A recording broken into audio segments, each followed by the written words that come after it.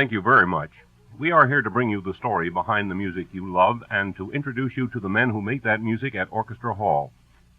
You'll also get to hear an informal and easy-to-understand discussion of music and its interesting personalities, and what's more, you, listening right now, have an opportunity to win 2 main floor tickets for a concert by the Chicago Symphony Orchestra at Orchestra Hall. And now let's turn to the page in your symphony scrapbook devoted to the violin, and we have with us to talk about and demonstrate that instrument Mr. Leon Brenner, member of the violin section of the Chicago Symphony Orchestra.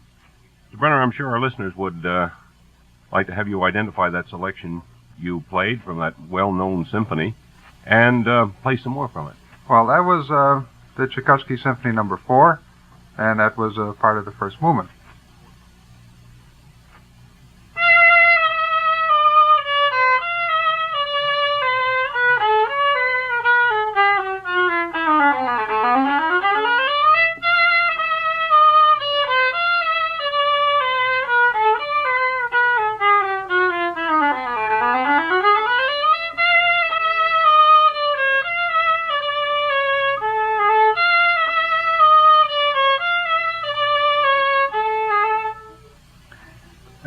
I want to assure our listeners that you chose that without consulting me at all.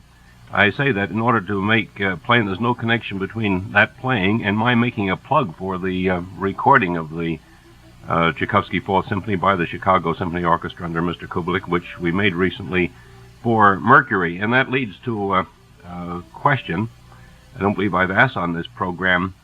Is there any difference in atmosphere when, as you play, for a recording from the atmosphere when you're playing in a regular concert? Well, it used to be back a few years ago, before they started using tape, that recordings were just about the hardest job that we could possibly do, because so often you'd have practically a complete record finished, and you'd be wondering just who was going to make a mistake and ruin it. Whereas in the last few seconds of that's that right. side. And now we have the tape, and you're much more relaxed because they can cut it out and patch it if they have to, and it makes it a lot easier for us. It's much more natural, too, recording for tape, isn't it? That you I can think go so. along for a longer section, I think so. whereas in the recording side by side, there was a certain artificiality That's right. about it. Now, I said at the beginning of this program that what we want our listeners to come to know is the men who make music at Orchestra Hall. Therefore, I think it'd be interesting this time for you to tell our listeners something about your own background, your own training. How come you took up the violin? Something about your teachers, your symphonic experience? I started at a very early age. My father was a bandmaster in the Navy, and in fact, during Teddy Roosevelt's time, he was on the Mayflower. And he had something to do with starting the Navy band, in that that was the first time that they had a really big band with fine men in it, and played at the legations and all the formal functions and so forth and so on. And after my dad retired, why, he kept up a little bit of violin teaching and viola teaching, and I showed a interest for it when I was about 4 years old. And I can't say I picked it out. After all, when you're 4 years old, you really don't know what you're doing. But I can't say that I'd change it either at this time. And I was playing in public when I was 6, and maybe on the way to being a soloist, but as you can see, I'm pretty tall. And when I was 9 years old, nobody would believe how old I was anymore, and that was the end of that kind of a career. No longer could pass as a child prodigy? No, that was completely out. And I've had done all my studying in Chicago, and I studied with Isidor Berger for quite some years, and finished up my training with Morris Gomberg, who is at Roosevelt College right now.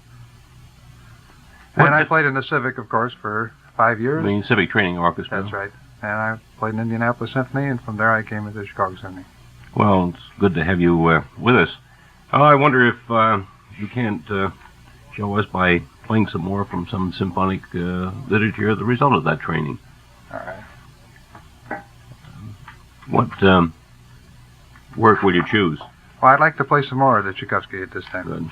Very popular symphony.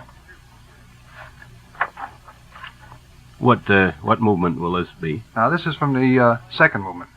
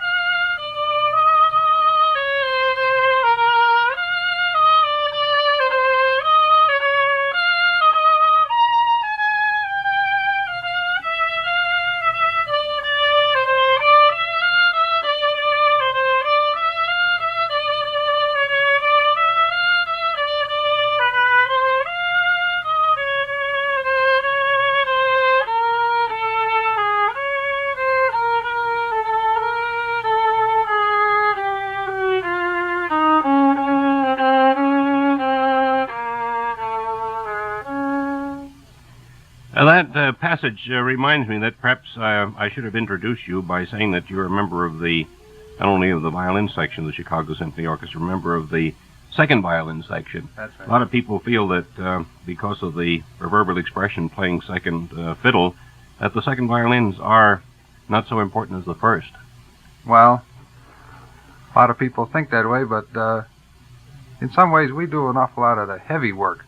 We're sort of the workhorses of the two violin sections. And where the first violins are playing a nice, beautiful lyric theme, why, we're sort of sawing away at it and backing it up, something like the line in a football team. So that without the second violins, the first would seem pretty thin? Well, they'd have to split up and do some of it themselves. In other words, if there weren't any second violins, you'd have to invent some. That's right. Well, I think we all feel that of all the instruments in the orchestra, the violins are the busiest because they seem to be busy every minute of every concert. So would you say that that's true of the second violins as well as of the first? Well, very much so, because in fact, when we were on the road a while back, I was talking to our first trumpet player, and I happened to mention to him that in the Schubert 7th Symphony, we have 22 pages of music, and he really couldn't believe it because the trumpet parts usually are comparatively small, and we have page after page after page.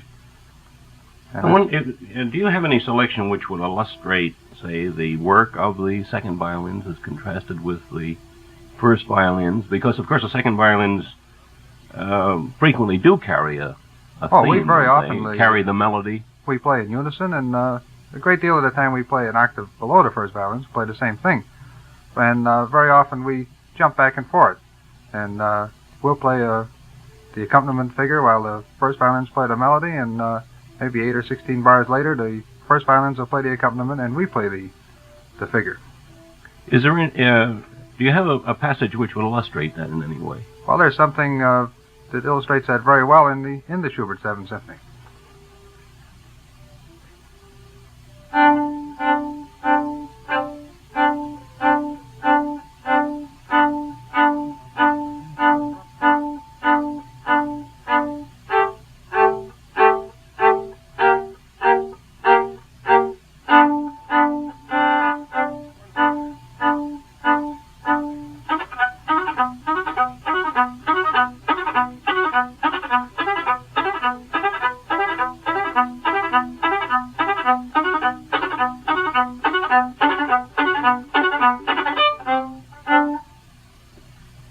In other words, while the first violins are carrying the main melody, in that the second violins are giving that very necessary support. That's right. To enrich the texture of the music. That's right. And I might mention that goes on for about 4 pages.